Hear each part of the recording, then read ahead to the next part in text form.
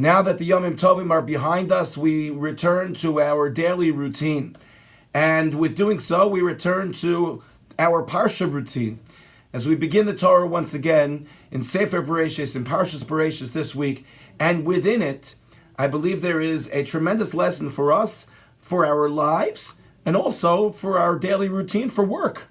And that is the following. The Torah says that on the second day, Hashem created the Rakia, the firmament, meaning Hashem separated the lower waters and the upper waters. The upper waters is all water, and therefore it's called Shamayim, from the word Sham Mayim, there is water. And then the lower waters were separated below. On the second day of creation is the only day of creation in which the words Ki Tov does not appear. Ki Tov meaning, and it was good. Everything that Hashem looked at, he saw that it was good. And that's why the Torah records that language. Doesn't appear on the second day. What was wrong with the water that HaKadosh Baruch Hu wasn't happy on the second day? So Rashi asks this question, and Rashi answers it beautifully. He says, why is it not present? The words Ki Tov, why is it not present on the second day? And he explains that the water, the separation of waters, and the activity that Hashem was doing with water was not complete, that Malacha was not complete until the third day. And on the third day, not only did Hashem complete his Malacha with water, but he also brought vegetation into the world. So on the third day of creation, the Pasuk says, Ki Tov, and it was good, not only once, but twice. One for the work with water, and one for the vegetation. Now why didn't Hashem just say it on the second day? So Rashi explains, because when something is not completed, when something is not finished, one cannot say Ki Tov and it's good. Why?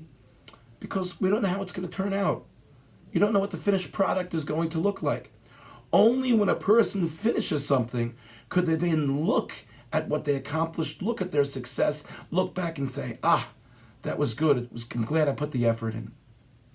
And perhaps Rashi is teaching us a lesson. HaKadosh Baruch Hu, Hashem is teaching us a lesson. That when it comes to our work, when it comes to anything that we may do, that we have to take upon ourselves something that we know that we'll be able to finish. If we want to be successful, we have to be able to look at that which we worked hard to do and see our accomplishment within the final product. Only when we're able to complete something are we able to really have a Ki Tov, a feeling of good about our investment that we put in trying to succeed at it.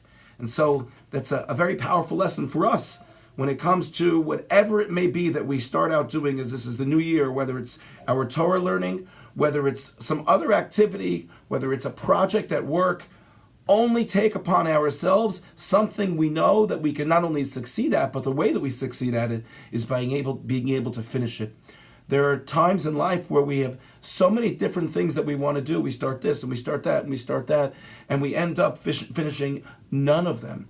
And we end up feeling badly about ourselves that we can't accomplish anything.